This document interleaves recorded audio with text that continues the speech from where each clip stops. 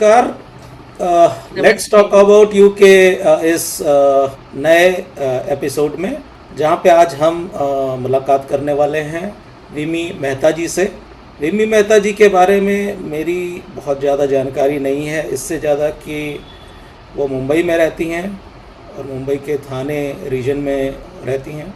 और मेरा ये ना जानना मेरे लिए और क्यूरियोसिटी बढ़ाता है कि मैं विमी जी के बारे में, उनकी लाइफ जर्नी के बारे में और जान सकूं। सो वेलकम विमी जी, नमस्कार, आपका स्वागत है प्रोग्राम में। हम लोग जो है नए नए और विभिन्न लोगों को आमंत्रित करते हैं ताकि वो अपनी जीवन यात्रा के बारे में हम लोग के साथ अपनी कहानियों को साझा करें। तो हमारी कहा लाइन भी यही है कि आपकी कहानी आपकी ज़बानी। So over to you Vimmi ji. Right. शुक्रिया, thank you so much Ashish. अपनी कहानी कहने की आदत नहीं है, तो कहाँ से शुरू करूँ? जनरली कहानी की शुरुआत बचपन से ही होती है, और हम हाँ लोग जी। कोशिश यही करते हैं कि हम आपकी जो सबसे कहते हैं ना ओल्डेस्ट मेमोरी जो भी थी, वहाँ यस। से आप बात को शुरू करें। कैसे विमी जी की पर्सनालिटी ने शेप लिया, उसमें किन किन हम्म। लोगों का इम्प्रेशन है। सो ये सारी जानकारियाँ हमें आपकी कहानी से मिलेंगी ओके। जी। तो मैं भोपाल से हूँ वैसे। मेरे मम्मी डैडी दोनों भोपाल, बीएचईएल भोपाल में जॉब करते थे। और घर की सबसे बड़ी बेटी, फिर एक छोटी बहन और छोटा भाई है। तो जो ओल्डेस्ट मेमोरी है मुझे, वो मेरी मासी की शादी वाली है। और वहाँ उस समय जो नाना नानी का घर था, वो लोग कानपुर में रहते थे। तो उस शादी के समय ना बहुत सारे, बहुत सुंदर वहाँ पे फूलों के पेड़ थे। और वो जगह बनाने के लिए वो पूरे उखाड़ के फेंक दिए गए थे। तो मुझे याद है, मैं इतना रोई थी इस बात से कि वो इतने सुंदर फूल थे और क्यों उन्होंने उसे ऐसे निकाल के फेंक दिया। तो I mean, it's sad memory, but वहां मुझे मतलब वो एहसास होता है कि इतनी छोटी उम्र, आई माइट हैव बीन 71, 3-4 साल के बीच की उम्र थी। बट तब समझ में आता है कि वो जो पेड़ पौधों से जो लगाव था मेरा, वो उस समय से इतने सालों पुराना है। फिर उसके बाद की जो एक मेमोरी है, जहाँ पर मैंने कुछ स्क्रिबल किया था। छोटे बच्चे जैसे दीवारों पे स्क्रिबल कर देते हैं, तो पता नहीं वो स्क्रिबल में ना कुछ गिलहरी जैसा बन गया था। तो mummy daddy used to talk about it. कोई गेस्ट आया तो बताते थे कि ये इतनी क्रिएटिव है, इसको इतना शौक है कुछ ड्राइंग करने का और ऐसा। तो वो भी मुझे थोड़ा ना ऑड लगता था कि मैंने कुछ नहीं किया। Maybe I just scribbled and they are phrasing about me. तो वो एक है। और दूसरा, मेमोरीज की बात हो तो मुझे धूप बहुत पसंद थी। मतलब अ, ऐसा विजन है मेरा कि मे बी भाई के साथ रहा होगा, क्योंकि ही वॉज वेरी यंग, मतलब मुझसे 7-7.5 साल छोटा है। तो उसको हम देखा करते थे कि नानी उसको मालिश करके थोड़ी देर ऐसे खिड़की से धूप आती थी, तो वो धूप में रख देते थे थोड़ी देर के लिए उसको, और फिर उसको स्नान करवाते थे। तो वो धूप से खेलना, मतलब मुझे अपनी बचपन के ऐसे कुछ याद लगती है। और मुझे मम्मी बताती है कि वो टाइम में मम्मी मुझे दूध से स्नान कराती थी। तो बहुत अलग अलग तरह की है ऐसी वाली यादें। और खासकर धूप से प्यार, नेचर से जो कनेक्शन, और बड़े होके तारों से बात करना। हम लोग भोपाल में, जैसे आपको पता है कि घर कैसे होते हैं, तो खासकर गर्मी के दिनों में बाहर या तो आंगन में पलंग डाल के सोते हैं बाहर, और या फिर छत पर सोते हैं। तो खासकर छत पर काफी रात तक तारों को निहारना। एंड खासकर सप्तऋषि जो थे, तो हमारे घर के जस्ट गेट से बाहर निकल के राइट ऑन माय लेफ्ट ऐसा साइड में वो रहते थे। तो उनकी दिशा का पूरा मूवमेंट, कि जब शाम को यहाँ है और फिर रात सुबह होते होते तक 3-4 बजे कैसे वो मूव हुए। पुच्छल तारा जो हम शूटिंग स्टार बोलते हैं, वो देखना। तो ये सारी चीजें हैं बचपन की यादों में। मतलब बहुत ही प्यारा बचपन था। और बीएचएल कॉलोनी में जैसा रहता है, it was a very cosmopolitan. मतलब हमारे यहाँ लगभग हर प्रदेश के लोग रहते थे। एक इतना अपनापन, मतलब हम जो ऐसे लिखा करते थे, यूनिटी इन डाइवर्सिटी, वो हमने जी है उन सब लोगों के साथ में। सारे त्योहार मिलकर मनाना। और खूब बड़ा, मतलब ग्राउंड था आगे पीछे। घर घर उतना बड़ा नहीं था, लेकिन घर से जुड़ी जमीन इतनी ज्यादा थी कि हम लोग खूब खेती करते थे। अमरूद के, आम के, जामुन, अनार, सीताफल, लगभग हर पेड़ हमारे यहाँ था। और मुझे तो याद ही नहीं कि हमने कभी अमरूद खरीद के खाए थे, at least till the schooling age. Even I think after college also घर में ही इतना कुछ होता था। तो ऐसा प्यारा सा बचपन था, पेड़ों के साथ, तारों के साथ। That's what I can remember. बाकी आपके सिबलिंग्स और आपके फैमिली में कैसे आपके बॉन्डिंग कैसी थी, और कैसे कैसे उनके इम्प्रेशंस हैं आपको लगता है कि आपके ऊपर, आपकी लाइफ में? मैं घर की बड़ी थी तो थोड़ी सी दादागिरी रहती थी छोटे भाई बहनों पर। और मम्मी डैडी दोनों जॉब करते थे, तो हम लोग काफी काम खुद करते थे, यानी मिलकर। और काफी छोटी उम्र से खाना वाना बनाना भी हम लोग को, क्योंकि मम्मी भी जब जॉब करती हैं तो सीखना रहता था। और तो मुझे किताब पढ़ने का बहुत शौक था। और मतलब ऐसे दीवानगी कह सकते हैं। I was in 4th standard, और तब मैं नॉवेल्स वगैरह पढ़ लेती थी, क्योंकि अंकल आते थे, उनको भी पढ़ने का शौक था। तो बस कोई भी कुछ भी मिल जाए पढ़ने को। यहाँ तक कि उस जमाने में ना प्लास्टिक नहीं था ऑब्वियसली, तो पेपर के लिफाफे होते थे। धर्मयोग आती थी, कादम्बरी, ऐसे उस समय के जो किताबें हैं, चंदा मामा, पराग, नंदन। अभी तो हमने शायद वो गायब भी हो गए हैं, धर्मयोग जो थी। तो वो जो लिफाफे आते थे, वो लिफाफे मैं खोलती थी और उससे वो आर्टिकल पढ़ती थी कि क्या है, जो कुछ भी, मतलब जो मिल जाए पढ़ने को, उस तरह की दीवानगी थी।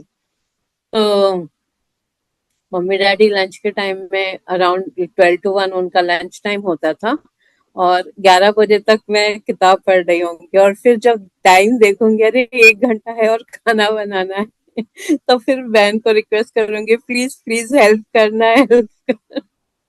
और इस तरह फिर हम दोनों मिलके काम कर लेते थे। तो थोड़ी सी दादागिरी भी थी। और बड़े होने से, because both parents where working, तो जिम्मेदारी भी थी। तो छोटे भाई बहनों की पढ़ाई कराना, खुद की फिर पढ़ाई करना, तो इस तरह से हमारा होता था समय। और मेरी बहन ने म्यूजिक में पीएचडी की है।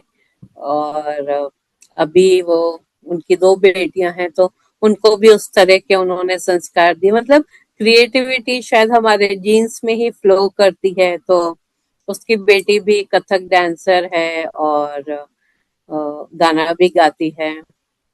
छोटी वाली जो उनकी बेटी है, वो तबला बजाती है, ड्रम्स बजाती हैं, और काफी सारे उनके शोज होते हैं। तो छोटी बहन को भी जो कुछ भी था, मतलब वो क्रिएटिविटी, वो उन्होंने पास ऑन की। भाई जो है वो कंप्यूटर्स में उन्होंने किया। तो she he is working in a school and managing the whole IT department for them. तो ये भाई बहन का है। मेरी मतलब मम्मी का बहुत ये था कि मैं डॉक्टर बनूं, और 8th तक मुझे भी ऐसा लगता था कि हाँ, बायोलॉजी लेकर और मेडिकल के लिए जाना है। बट बाद में हमारी एक साइंस टीचर थी, और उन्होंने मतलब एक तरह से क्रिएट किया कि इन केस अगर हम डॉक्टर नहीं बनते तो हमारे पास क्या ऑप्शन होता है। और उनकी कुछ बातों से मुझे ऐसा लगा कि फिर शायद मैं टीचर ही बन के रह जाऊंगी अगर इन केस मेरा मेडिकल में नहीं हुआ। एंड हमारी मैथ्स टीचर थी, वो काफी अच्छी थी, मतलब तो एक लॉजिकल माइंड था शायद शुरू से। तो मैथ्स अच्छा था, तो जैसा उस समय का ट्रेंड होता है इंग्लिश, मतलब मैथ्स या साइंस लेना है तो इधर डॉक्टर बनना है और इंजीनियर। तो इंजीनियरिंग की पढ़ाई की, और पढ़ाई के बाद गेट का एग्जाम होता है पीजी के लिए, मतलब सो एमई की तैयारी मतलब कर चल रही थी, और तभी शादी का प्रस्ताव आया। मेरे फादर इन लॉ एक्चुअली घर पर आ गए, उनका शायद लेटर हमें नहीं मिल पाया था, एंड अचानक से बस वो आए, बात बात हुई। शायद मेरी बातों से मतलब उन्होंने मुझे पसंद किया, और फिर डैडी मम्मी को बोला कि आप लोग बॉम्बे आइए। तो ये दिसंबर 91 की बात है, और जनवरी में हम लोग आए बॉम्बे। डैडी मम्मी मुझे भी लेकर गए कि भाई तुम भी देख ही लेना। उस समय तो मतलब पहली बार ऐसा उल्टा हुआ कि लड़के वाले आते हैं तो लड़की ओके, मैं लड़के को देखने गई हूँ। काइंड ऑफ वैसा एक सिचुएशन हुआ था। And we met, we like each other, and तभी सगाई हो गई तुरंत, और 1 महीने में शादी। Things happened very fast. In fact मेरे भाई बहन को तो पता भी नहीं था कि मतलब मेरी सगाई भी हो गई। And when we came back, और उस जमाने में मोबाइल या फोन ऐसा कुछ होता नहीं था, तो लेटर्स से ही कम्युनिकेशन होता था। And she was called to come early. उसके भी एग्जाम्स होने वाले थे, भाई 10th में था। तो कई सारी चीजें ना बहुत फास्ट उसमें हो गई। एंड भाई का एग्जाम मार्च में था, अभी फरवरी में शादी हुई। तो things happened like very quick. Okay, तो आपकी काफ़ी हद तक कह लीजिए कि आपका पूरी जो इनिशियल फेज़ रहा वो एक अलग प्रदेश और एक अलग माहौल में रहा, फिर आप पूरी तरह से एक दौड़ते भागते शहर में आ गए। तो हम्म। मुंबई के साथ कैसा रहा? How how did you gel with the speed and energy of Mumbai? Speed से एक्चुअली इतना नहीं मुझे फर्क पड़ा। विद इन 6 मंथ्स जॉब लग गया था मेरा टाटा पावर में। तो since I was like fresh out of fresh graduate, तो मुझे एज अ ट्रेनी ही ज्वाइन करने का चांस मिला। मेन जो मुझे डिस्कनेक्ट हुआ था वो था कि फ्लैट में रहना, वो बहुत ही हर्टफुल हो गया था। क्योंकि कहाँ मैं खुले पंछी की तरह खुले आकाश में रहने वाली, और यहाँ फ्लैट में जहाँ दरवाजे बंद होते हैं, खिड़की भी लगभग मतलब खुली है बट वो ग्रिल वगैरह रहते हैं, तो एक वो बंधन ही महसूस हो रहा था। एंड छोटे परिवार थी, मतलब हम 5 लोग थे, सिस्टर बाहर रहती थी, ऐसा कुछ मतलब 4-5 ही लोग थे, और यहाँ सडनली एक बड़ा परिवार। मेरी 5 नंदे, ये अकेले बेटे, बड़ी वाली की शादी हुई थी। तो मतलब 8-10 लोग लगभग घर में रहना, और सबकी जिम्मेदारी, क्योंकि घर की सबसे बड़ी बहू और या ओनली बहू, वो एक समय था, और खासकर कॉर्पोरेट वर्ल्ड में भी, क्योंकि एकदम फ्रेश थे ना, तो दुनिया देखी ही नहीं थी। फिर वहां पे भी जब मैं ये देखती थी ना, गुजराती हैं, मराठी हैं, वो मुझे बहुत अजीब लगता था, क्योंकि हम लोग ने इस चीज को कभी भी एक्सपीरियंस नहीं किया था कि ये ग्रुप क्या होता है, या लोग मराठी में ही बात करेंगे, या गुजराती लोग। तो हमारे बिल्डिंग में, मतलब हम घाटकोपर में थे, और वहां पे भी मिक्स था क्राउड, यानी महाराष्ट्रियन, साउथ इंडियन, गुजराती सब लोग थे। बट ये जो ग्रुप, एक अजीब, मतलब थोड़ी सी फील आती थी, तो वो कुछ एक कल्चर शॉक जैसा लगा था। एंड फोन की भी आदत नहीं थी, फोन पे बात करना उसमें भी मुझे डर लगता था। बट लकीली ऑफिस और घर बहुत ज्यादा दूर नहीं था, कंपनी की बस थी। तो इनिशियली 8-10 साल तो मेरा ट्रैवल का कभी उतना दिक्कत नहीं हुआ। बस घर से निकलो, बस स्टॉप था, और बस कंपनी की बस थी। तो I was very lucky actually.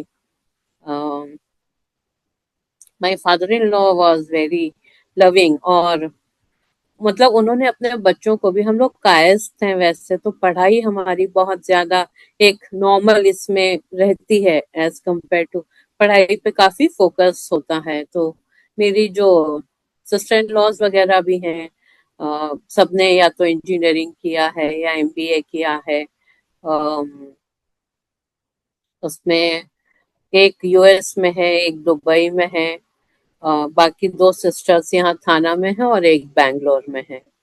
तो सब अपने अपने इसमें बिजी हैं। बट फादर इन लॉ का जो एक सोच जो उनकी थी कि वो बहुत सोशल थे। ही वॉज एलआईसी में डेवलपमेंट ऑफिसर थे।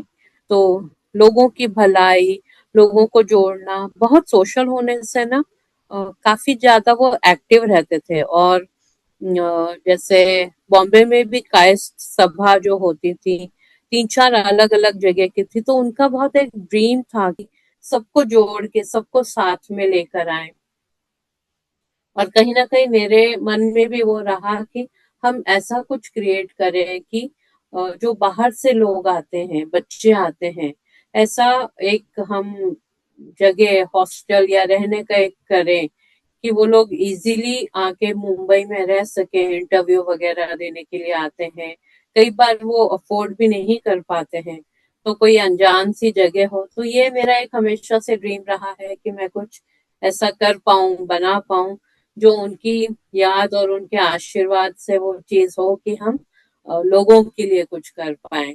अभी तक फिलहाल तो उस पर इतना काम नहीं हुआ है, बट एक वो थॉट जो छोड़कर गए हम लोगों के लिए कि एक ऐसा काम करो जो लोगों की कुछ भलाई हो, वो हमेशा से रहा है बैकग्राउंड में। कहीं ना कहीं आपको जो मुंबई का जो कह लीजिए कि अर्ली एक्सपीरियंस है, और इस वक्त करेंटली जैसे मुंबई है, हाँ उसमें आपने काफ़ी बड़ा अरसा देखा है। मतलब मुंबई को जी, कहा जाए तो बदलते हुए देखा है। बिल्कुल तो वो बिल्कुल। परिवर्तन कैसे परिवर्तन रहे तब की मुंबई में जब आप पहली बार आई, और आज जो मुंबई है। जैसे मैंने बताया कि शुरू के 8-10 साल तो आई वॉज वेरी ब्लेस्ड कि चेंबूर, मतलब घाटकोपर में रहते थे, चेंबूर में ऑफिस था, तो नजदीक का ही ट्रैवल था। लाइक मैक्सिमम 40-45 मिनट्स में ट्रैवल हो जाता था। फिर बाद में हमारा ऑफिस शिफ्ट हो गया कारनाक बंदर, जो मस्जिद एरिया जो है। तो तब फिर ट्रेन से आना जाना पड़ता था।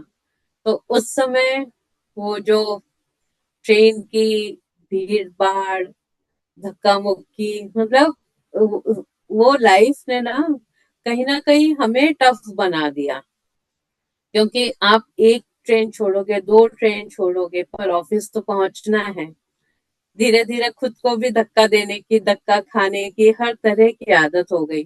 तो ये शहर ऐसा है ना, जो हमें बहुत स्ट्रांग बना देता है, अंदर से बाहर से, दोनों तरफ से। और मुझे ऑफिस में तो बहुत अच्छे मेंटर्स मिले, बहुत अच्छी गाइडेंस मिली। और भोपाल में ना कैसे मतलब इतना प्रोटेक्टेड लाइफ हमने जिया था। अम, मैंने कभी दुकान से जाके नमक तक नहीं खरीदा था। तो मुझे वो भी बहुत ऑड लगता था कि जाके कुछ सामान लेना है तो कैसे लाऊं। तो मेरी मदर इन लॉ ने इस तरह मतलब मुझे इस तरह ट्रेन किया कि सब्जी भाजी खरीदना है, कुछ सामान खरीदना है। काफी कुछ मतलब उन्होंने स्ट्रांग बना दिया था। कैसे नेगोशिएट करना है, मोल भाव करना है। हालांकि मुझे अच्छा नहीं लगता था, मुझे लगता था कि ये बेचारे गरीब हैं, इतनी मेहनत कर रहे हैं तो इनसे क्या 2-4 रुपए का मोल भाव किया जाए। बट उन्होंने मुझे मतलब काफी स्ट्रांग बना दिया। दुनिया को कैसे देखना है, समझना है। और I was not very social, बहुत ही इंट्रोवर्ट थी। तो आज मैं इतनी बात कर पा रही हूँ ना, तो वो भी मुझे थोड़ा अजीब लगता है। बिकॉज दुनिया खाली स्कूल, घर, कॉलेज, घर, जॉब, घर, इससे बाहर नहीं थी। फिर धीरे धीरे मेरे अंदर जो खुद को जानने और खुद के लिए कुछ करने की जो चाह थी, तो मैंने पार्ट टाइम जॉब किया, पॉलिटेक्निक में भी पढ़ाया कुछ समय। फिर हमने मैंने आर्ट ऑफ लिविंग का कोर्स किया, क्योंकि पूरे ये सारे जो परिवर्तन हो रहे थे उसमें ऐसा लगा कि मैं खुद को खो रही हूँ। अब मतलब आदर्श बहू बनूं या अच्छी पत्नी बनूं या अच्छी माँ बनूं, ऐसे कितनी सारे रोल्स होते हैं। बट उसमें विम्मी कहाँ है, वो क्वेश्चन मार्क या उसका जवाब नहीं मिल रहा था। तो आर्ट ऑफ लिविंग किया और जो स्पिरिचुअल इंक्लिनेशन था थोड़ा उसे फॉलो किया। फाइनली 2009 में मैंने लैंडमार्क एक प्रोग्राम होता है वो किया। और वहां से जो मुझे ओपनिंग मिली, अ, जो खुद से अपनी पहचान मतलब एक्सपीरियंस रहा। और ये जो प्रोग्राम है उसका पूरा एक करिकुलम होता है, curriculum for living it is called. जहाँ पे फिर एडवांस कोर्स होता है, वहां पर SCLP कहते हैं इसको, वो किया।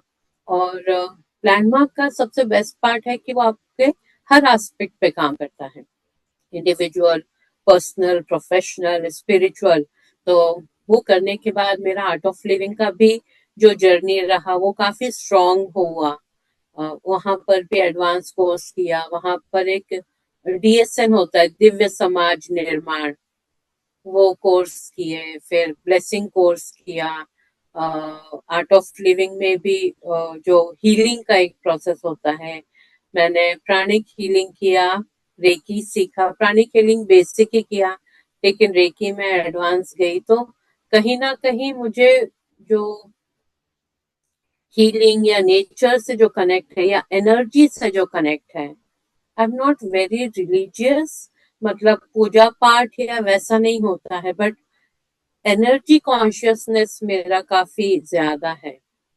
तो ऑरा रीडिंग, ये सारी चीजों में एक नेचुरल इंक्लिनेशन रहा है। और किताब पढ़ने का शौक तो रहा ही है। तो ऐसी कुछ भी चीजें होती हैं जो थोड़ी सी हट के हो या अ, उस पर ज्यादा मतलब एक अच्छा लगता है काम करना। तो इन सभी खोजों में क्या विमी जी को उनका पर्पस ऑफ लाइफ मिला? हम्म। अभी खोज तो फिर भी जारी है। और इस दौरान मैंने एक प्रोग्राम किया था, team management and leadership program. तो TMLP कहलाता है, 2 साल का प्रोग्राम होता है। वहां पर हमारे जो क्लासरूम लीडर हैं या मेंटर हैं तो उनके प्रोत्साहन से फिर मैंने एक बुक पब्लिश की, तो जो खुद की जर्नी है, जर्नी ऑफ सेल्फ डिस्कवरी। तो ये कुछ मतलब इंग्लिश पोएम का एक कलेक्शन है। वो मैंने 2018 में पब्लिश की। और फिर मैंने एग्जीक्यूटिव एमबीए किया फ्रॉम आईएम कैलकाटा।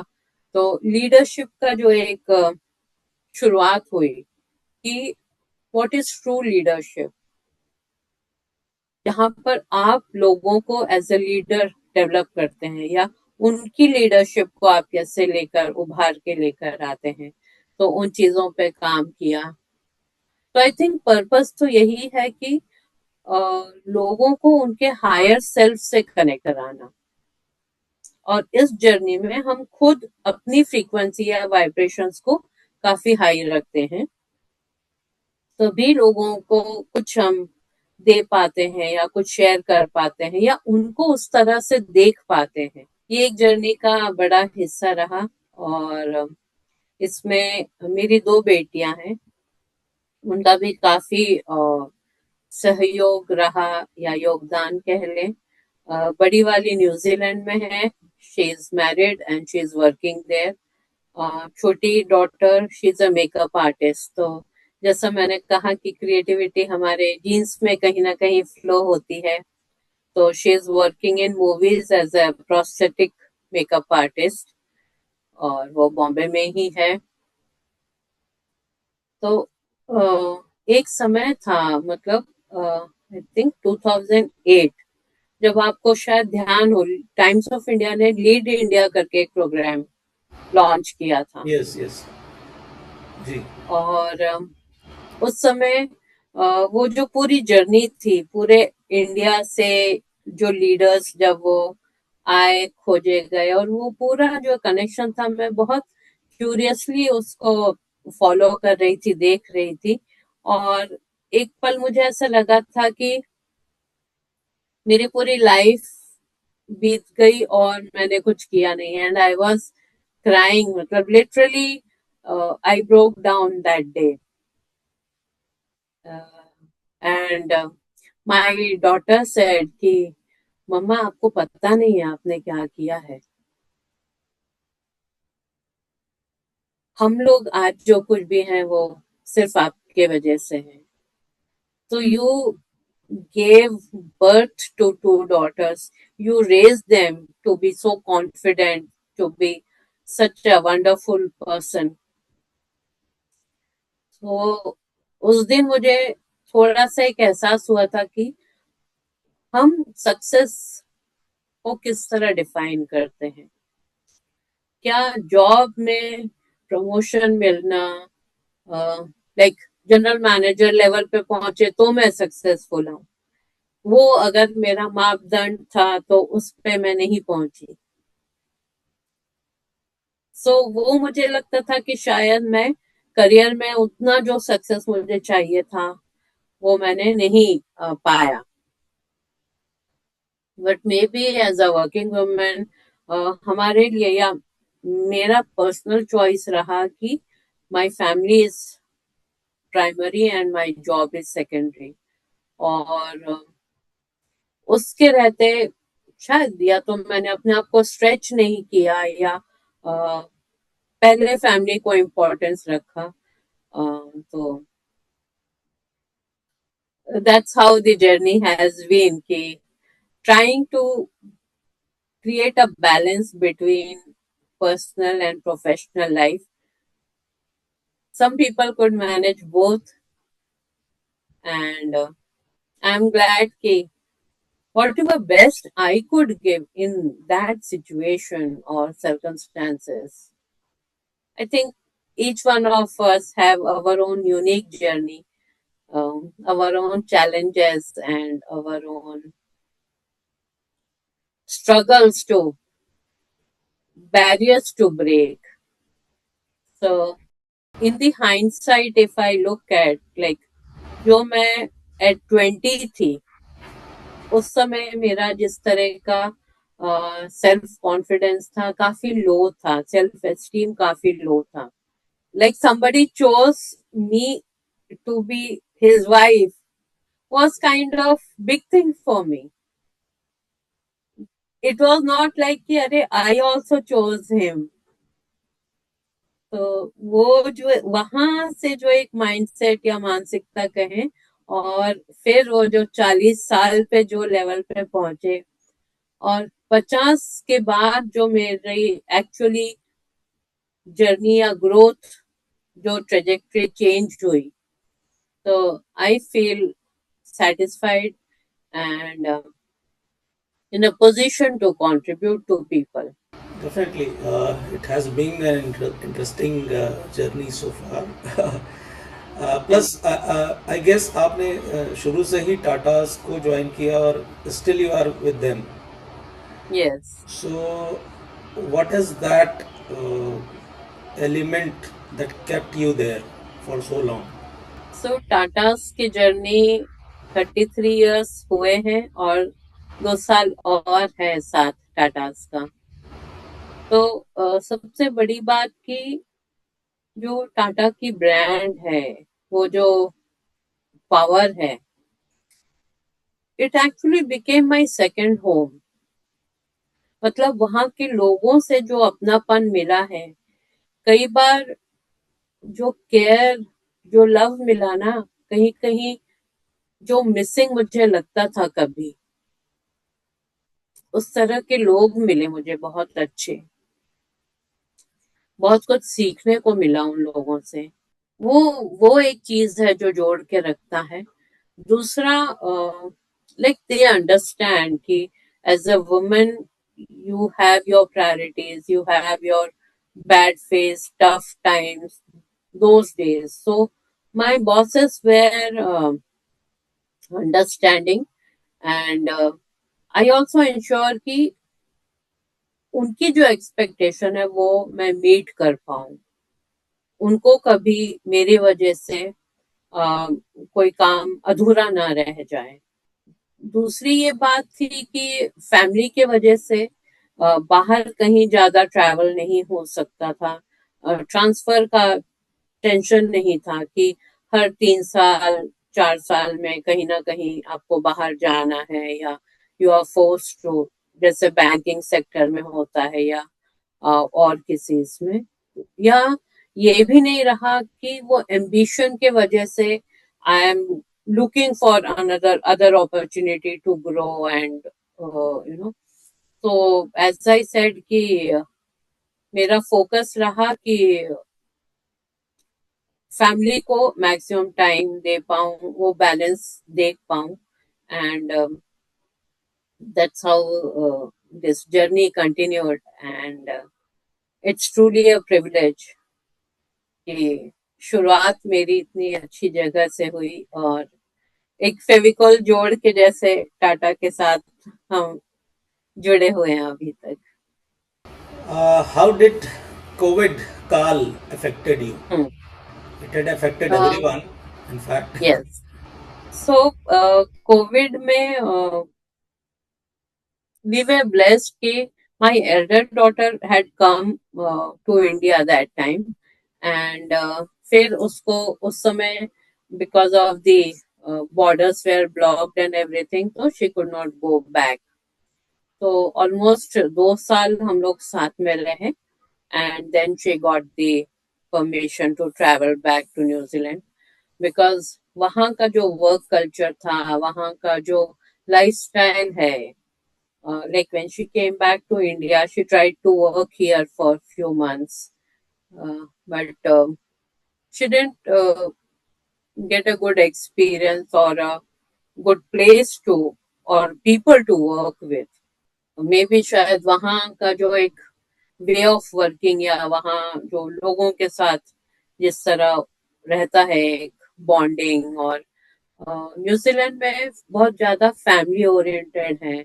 बहुत ज्यादा फैमिली को टाइम देना is considered as important part. वहां पे उनको वेरी क्लियर इंस्ट्रक्शंस रहते हैं कि फ्राइडे आफ्टरनून और इवनिंग के बाद they usually have a weekend party kind of thing, around 3-4 p.m. and उसके बाद nobody will talk about work till 8 or 9 जो भी उनका starting time है on Monday. In fact, there is no email communication, there are no phones, nothing. So very distinct उनका एक divide है. Professional, full professional, personal, full personal. No overlap or no mixing of things. जैसे हमारे यहाँ अपने Indian corporate world जो है वहां पे जो 8-9 बजे तक बैठता है वही काम करता है. जो 5 या 6 बजे घर चला जा रहा है मतलब उसको तो कुछ काम है नहीं, तो इसलिए वो जल्दी घर चला गया. तो समय से घर जाना is look like look down कि ये काम नहीं करते हैं. जबकि वहां पर अगर आप काम कर रहे हैं, अगर मान लो 5 बजे के बाद, तो आपको ऑब्जर्व किया जाएगा और आपके बॉस को बुलाया जाएगा.